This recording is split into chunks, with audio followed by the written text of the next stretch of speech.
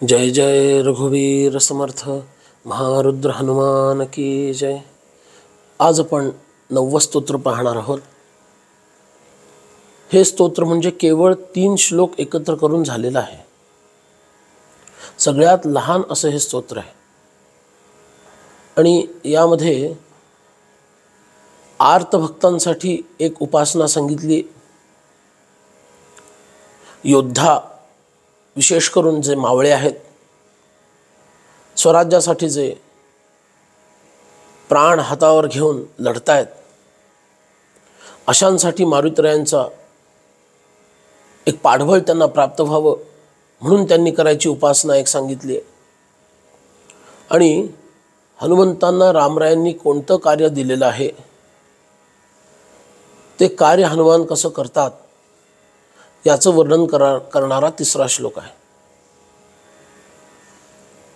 आहे स्तोत्र लहान पण प्रभावानं अत्यंत महान असं आहे। लघुशी परी मूर्ती हे हाटकाची, करावी तथा मारुती नाटकाची। असावी सदा ताईता माझी दंडी, समरंगणी पाठ दिजे उदंडी। समरंगण म्हणजे युद्ध। समर्थ असं सुचवतात मावळ्यांना, योद्ध्यांना, सोन्याची छोटीशी मारुतीरायांची मूर्ती करावी। हाटकाची म्हणजे सोन्याची। लघुशी परी मूर्ती हे हाटकाची, मग कशी करावी तथा मारुती नाटकाची। नाटकाची शब्द इतका सुंदर इथं समर्थांनी वापरलेला आहे, कारण नाटकाची याचा अर्थ हनुमंतरायांचं संपूर्ण जीवनच एक नाट्य आहे आणि केवळ नाट्य नाही, महानाट्य आहे। वानराचा अवतार घेऊन त्यांनी प्रकट होणं, जन्मतःच त्यांना सुवर्ण कौपीन असणं, जन्मल्या जन्मल्या तांबूस फळ आहे असं मानून सूर्याकडे झेप त्यांनी घेणं, वज्राघात झाल्यामुळं पुन्हा त्यांचं पृथ्वीवर पतन होणं, त्या बाल हनुमंताचं, त्यांना सर्व देवी देवतांकडून अद्भुत असे वर प्राप्त होणं, त्यांच्या अत्यंत भीषण अशा बाललीला ज्यामुळं ऋषींचा शाप त्यांना प्राप्त होणं, त्यानंतर स्वतःचं तेज आणि सामर्थ्य याचं विस्मरण होणं, नंतर पुन्हा उड्डाण करून सूर्यमंडलात जाऊन तिथं भगवान सूर्यनारायणांकडून 9 व्याकरणांचा अभ्यास करणं, शास्त्रोक्त सर्व वेदांचं अध्ययन करणं, वेदांगांचं अध्ययन करणं, भक्तिज्ञान वैराग्याचा अभ्यास करणं, त्यानंतर पुन्हा इतका अद्भुत सगळी विद्या प्राप्त करून सुद्धा पृथ्वीवर परत येऊन सूर्याचे पुत्र असणारे सुग्रीव यांची पाठराखण करणं, सुग्रीवाबरोबर वालीशी विरोध झाल्यामुळं त्याची पाठराखण करताना देशोदेशी भटकणं, ऋषभमुख पर्वतावर येऊन थांबणं, श्री रामरायांची आणि हनुमंतांची प्रथम भेट होणं, त्या पहिल्या भेटीतच रामरायांचं मन हनुमंतांच्या त्या उत्तम अशा आचारामुळं आणि वाणीमुळं हनुमंतांनी जिंकणं, रामरायांकडून त्यांना रामदूत पद मिळणं, त्यानंतर सीता शोधासाठी प्रत्यक्ष निघणं, त्यांना जांबवंतांद्वारे त्यांच्या बाललीलांचं आणि जन्माचं स्मरण करवणं, त्यामुळं लागलेला शाप दूर होणं आणि तो शाप नष्ट होऊन पुन्हा ते बलतेज सर्व काही त्यांना प्राप्त होणं, हनुमंतांकडून दिव्य असं लंकेत उड्डाण घडणं, त्यामध्ये अनेक आव्हानांना आणि परीक्षांना तोंड देऊन ते पार करून लंकेमध्ये प्रवेश करणं, त्या सर्व परिस्थितीमध्ये अत्यंत गुप्तपणे सीतामाईचा शोध लावणं, राक्षसांची 1/4 सेना संपवणं, लंका दहन करणं, त्याआधी रावणाला राम सुग्रीव यांचे संदेश देणं आणि त्यानंतर पुन्हा भारतीय युद्धामध्ये, या लंकेतील युद्धामध्ये प्रचंड असा पराक्रम गाजवणं, लक्ष्मणांसाठी वानरांसाठी एकदा द्रोण पर्वतावरून आणि एकदा महोदय पर्वतावरून संजीवनी आदी बुटी आणणं, त्यांना जिवंत करवणं आणि त्यानंतर रामराज्याभिषेकानंतर रामभक्ती आणि रामप्रेमाची ध्वजा उंच फडकवत ठेवणं, महाभारत काळामध्ये सुद्धा भीमाचं गर्वहरण करणं, त्याला योग्य मार्ग दाखवणं, अर्जुनाच्या ध्वजावरती आरूढ होऊन केवळ भुभुक्कारानं आणि हुंकारानं शत्रूचा नाश करणं, अर्जुनाच्या रथाचं आणि अर्जुनाचं रक्षण करणं आणि त्यानंतर पुन्हा असंच अनेक ज्या भक्तांना अभिमान होण्याची संभावना आहे, ज्याप्रमाणे गरुड आहे, सुदर्शन चक्र आहे, सत्यभामा आहे, अशा अनेकांचे गर्व घालवणं आणि शुद्ध भक्ती काय असते हे सिद्ध करणं,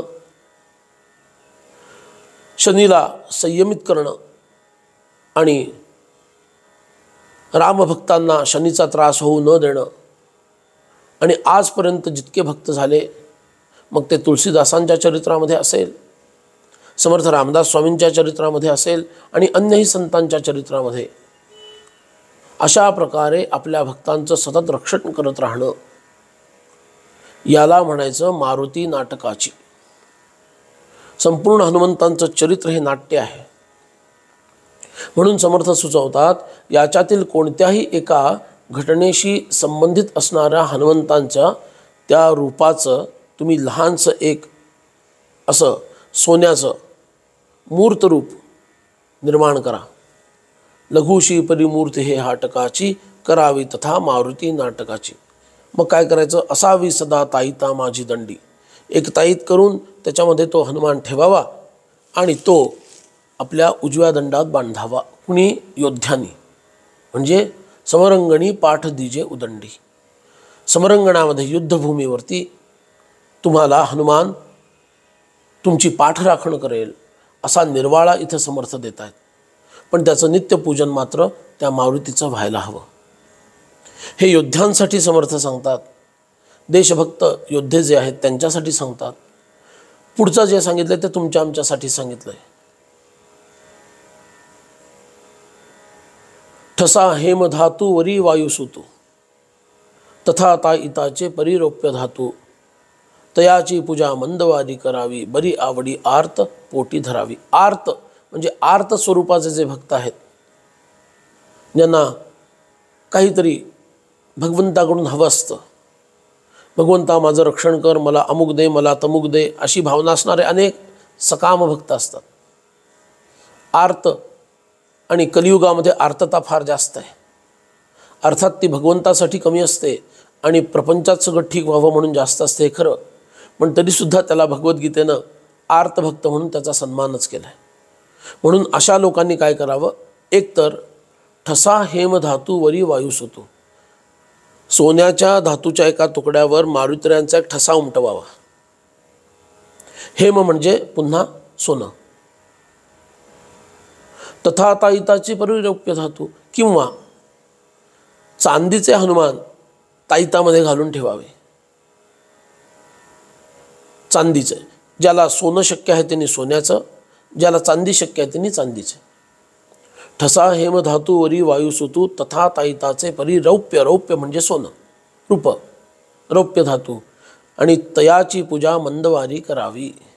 आणि ह्या मारुतीरायांची मग तो सोन्याच्या धातूवर मारुतीरायांचा असलेला ठसा, त्या रूपात असणारे हनुमान, किंवा मग चांदीमध्ये असणारे हनुमान, यांची दर शनिवारी, मंदवार याचा अर्थ शनिवार. मंद हा शनीशी निगडीत शब्द आहे. शनी सरळ चालत नाही ना, तो मंद आहे, म्हणून शनिवारालाच मंदवार असं म्हणतात. मंदवारी करावी. दर शनिवारी या रौप्य धातूत असणाऱ्या किंवा हेमधातूवर ठसा असणाऱ्या या मारुतीरायांची पूजा भक्तानं करावी. मग ती पंचोपचार असो किंवा षोडशोपचार असो, ज्याला जसं शक्य आहे, स्नान झाल्यानंतर, संध्या झाल्यानंतर, तुमचं अन्य काही ब्रह्मकर्म झाल्यानंतर, देवाची पूजा घरातली झाल्यानंतर, व शनिवारच्या दिवशी हनुमंतांची संकल्पपूर्वक या मारुतीरायांची पूजा करावी, पंचोपचारे अथवा षोडशोपचारे. समरंग तसा हेमधातूवरी वायुसूतो तथा ताईताचे परिरोप्य धातू, तयाची पूजा वंदवारी करावी, बरी आवडी आर्त पोटी धरावी. आणि अंतःकरणपूर्वक त्या हनुमंतांना शरण जावं. का? कारण त्याचं कारण पुढं दिलेलं आहे. स्वधामासी जाता प्रभू रामराजा, हनुमंत तो ठेविला याची गाजा. कुठं ठेविला? या पृथ्वीवर ठेविला. सदा सर्वदा रामदासांसी पावे, खळी दुर्जनांनी गांजिता ध्यान सांडून धावे. जेव्हा रामरायांनी 11,000 वर्ष राज्य केलं आणि काळ त्यांना ब्राह्मणाचा वेश घेऊन सांगायला आला की देवा, आता तुम्ही जो शब्द दिला होता दशरथांच्या पुत्रकामेष्टी यज्ञाच्या वेळेला, श्री विष्णूंनी देवतांना शब्द दिला होता, त्यानुसार रावणादिकांचा वध करून 11,000 वर्ष मी पृथ्वीवर राज्य करेन, रामराज्याची स्थापना करेन आणि पुन्हा परत येईन. तेव्हा 11,000 वर्ष पूर्ण झाल्यानंतर हा काळ ब्राह्मणाचा वेश घेऊन रामरायांपाशी आला आणि प्रार्थना करतो की देवा, ब्रह्मदेवांनी संदेश पाठवला आहे की आपले 11,000 वर्ष पूर्ण झालेली आहेत, तेव्हा आता कृपा करून आपण स्वलोकी परत यावं. पण शेवटी निर्णय घेणारे तुम्ही आहात, तुम्ही ठरवावं काय करायचं. आणि रामरायांनी ते ठरवलं आणि त्यानुसार लक्ष्मण आधीच पुढं आले, सरयूमध्ये प्रविष्ट झाले. रामरायांनी ते निमित्त बनवून स्वतःसुद्धा शरयू प्रवेश करायचं ठरवलं. शत्रुघ्नसुद्धा त्यांच्याबरोबर आले. भरत तर अयोध्येमध्येच होते. आणि अनेक जीवांना बरोबर घेऊन सर्व ऋषी मुनी, ब्राह्मण, क्षत्रिय, वैश्य, शूद्र, स्त्री, बालक, वृद्ध, प्रौढ, तरुण, किडा, मुंगी, पशु, पक्षी, सर्व जीव मात्र हे सर्वच्या सर्व रामरायांच्या बरोबर त्यांच्या लोकी आले. फक्त रामरायांनी निघताना जांबवान आणि मैंद द्विविध हे जुळे वानरबंधू यांना आज्ञा केली की तुम्ही पृथ्वीवरच राहा आणि माझा पुढचा अवतार कृष्णावतार तो समाप्त झाल्यानंतर कलियुगाच्या प्रारंभी तुम्ही मला माझ्या लोकी येऊन मिळा. आणि या तिघांचाही संदर्भ नंतर आपल्याला महाभारतामध्ये मिळतो. आणि हनुमान आणि बिभीषण आहेत हे चिरंजीव आहेत. बिभीषणांना सांगितलं की तुम्ही दिव्य लंकेमध्ये निवास करा आणि माझंच एक रंगनाथ नावाचं रूप आहे, या रूपाची आराधना करा. आणि बिभीषणांनी ते मान्य केलं. त्यांचाही उल्लेख महाभारत काळामध्ये येतो. आणि हनुमंतरायांना आज्ञा केली की हनुमान, तुला मात्र या पृथ्वीतलावर कल्पांतापर्यंत राहायचं आहे आणि रामकथा जोपर्यंत या पृथ्वीतलावर गायली जाईल तोपर्यंत तू इथं राहशील, ध्यान करशील, जप करशील, तुझ्या रामकथा श्रवणाची सोय मी करून ठेवतो. आणि म्हणून महाभारताच्या सांगण्यानुसार श्री मारुतीराय सध्यासुद्धा हिमालयामध्ये गंधमादन पर्वताच्या कदलीवनामध्ये निवास करून असतात. आणि तिथं त्यांच्या रामकथा श्रवणाची सर्व व्यवस्था केलेली आहे. आणि तिथं त्यांना गंधर्वादिक नृत्य गायन करून रामकथा ऐकवतात. आणि हनुमान त्या रामकथेचा आस्वाद घेतात, ध्यान करतात. पण रामरायांनी एक अट घातली आहे, ती सहर्ष हनुमंतांनी स्वीकारली त्रेतायुगामध्ये. त्रेतायुगाच्या अंताला जेव्हा रामराय शरयू प्रवेश करत होते. आणि ती अट अशी की जर खळदुर्जनांनी माझ्या भक्ताला त्रास दिला आणि त्यांनी तुझा धावा केला तर आपलं ध्यान, आपली रामकथा ही सगळी सोडून उड्डाण करून त्याच्यापाशी जावं आणि त्याचं रक्षण करावं. खळी गांजिता ध्यान सांडोनी धावे. त्या दुर्जनाचं रक्षण करण्यासाठी हनुमंत धाव घेतात. आणि हनुमंतांनी ही आज्ञा अत्यंत आनंदानं, नेहमीप्रमाणेच अत्यंत आनंदानं मान्य केली. आणि त्याप्रमाणे हनुमान आजसुद्धा या पृथ्वीतलावर जिथं गंधमादन पर्वत आहे त्याच्या कदलीवनामध्ये निवास करतात. जिथं रामकथा असते त्या ठिकाणी हनुमान अंशरूपानं येऊन पोहोचतात. म्हणून त्यांचा पाठ रामकथेमध्ये ठेवलेला असतो. आणि दुर्जनांना जर दुर्जन कोणी सज्जनांना त्रास देत असेल तर तिथंसुद्धा हनुमान धावून जातात. पण त्यांचं आवाहन करावं लागतं आणि तळमळीनं त्यांना बोलवावं लागतं. अशा प्रकारे हे छोटंसं असणारं 3च श्लोकांचं स्तोत्र 9वं स्तोत्र आपण श्रवण केलं. जय जय रघुवीर समर्थ.